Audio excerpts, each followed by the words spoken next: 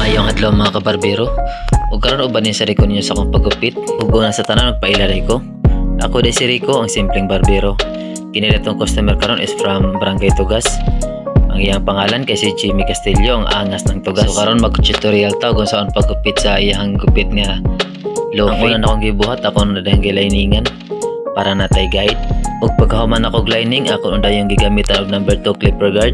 Gihinarag hapon ako gahagod diha, ako lang giduha ang razor diha nga side kay para mapareha ang kabag-on ug makuha ang mga dark spot nga diha nga side.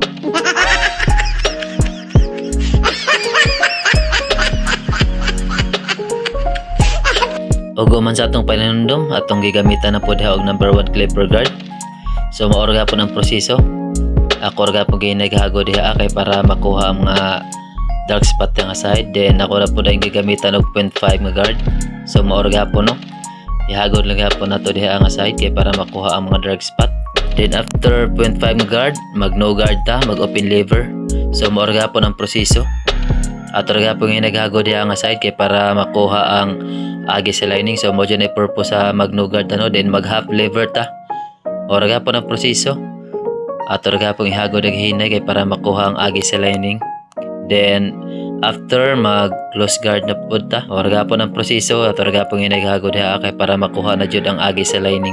Then pagkahuman na to diha, mag overcome ta para angayan kita ang iyang low fade.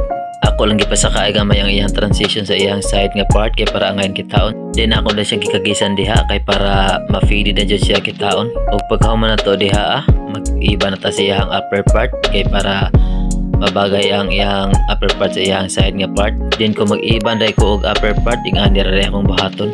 Ako ra na siyang bali-balihon kay para walay man lapas sa iyang buhok.